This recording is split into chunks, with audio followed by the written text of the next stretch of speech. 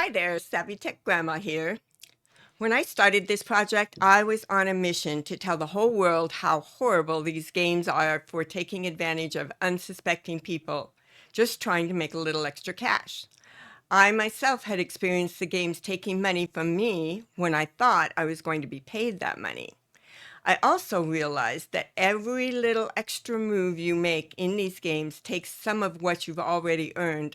I wasn't allowed to move on to a different level in the game without completing the one I just got stumped on, and each time you replay it, you're charged more of your hard-earned points/money. And it gets more expensive each time you replay that same level. I found that some of the games give you very small amounts of money, but give you rewards points that you can use for in-game purchases.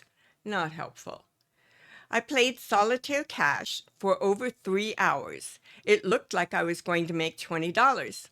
Not a lot of money for 3 hours, but I thought that was a respectable amount because I like playing the game. After, I don't know what all the things were that they took off of that $20, but I ended up with $1.71. I found a really good article on NerdWallet that has a lot of good information about these games. A link to it will be in the description. A lot of the games offer surveys for players to complete to make more money. There have been a lot of users who have complained to the Google Play Store saying that things like the surveys say that they'll only take a few minutes, but they take much longer and only pay a few cents. Another common complaint is that there are lots of gimmicks for ways to earn extra cash. One player was very pleased with himself that he had made over $100 in just 10 days. Some agree with me that they are a total scam. Here are some other negatives about playing these games. They have a minimum payout, so you have to make at least that amount before they pay you anything. So I didn't even get my $1.71.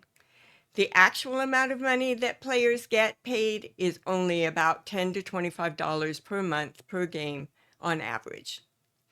It takes a lot of time to make a small amount of money. There are some that suggest you should quit your job and play their game because it's so lucrative. And then if you look closely, they have a disclaimer in very small print at the bottom that says their game is not intended to replace a person's job. I also have been hounded by the most intrusive ads since doing my research. When I'm playing my games that I already was playing that don't make money, I get ad after ad for those games that say they pay out. The ads are aimed at tugging at your emotions, depicting people who are down in their luck, homeless, pregnant, and jobless, even orphans. And someone who has been playing their game has stacks of $100 bills that they are willingly sharing with these people, as well as getting them set up to play the game so they can earn these $100 bills too. The same few actors play varying roles over and over again. Your main takeaway from this is if you are going to play these games, choose ones that pay you with emailed gift cards or PayPal. Don't give them your banking information. If you decide to play these games, use strategy when playing the games. Make all your moves count so you don't have to use an undo or a replay, which costs points or money. Don't spend your entire life on games trying to make a few bucks. There are so many other better ways to spend your time.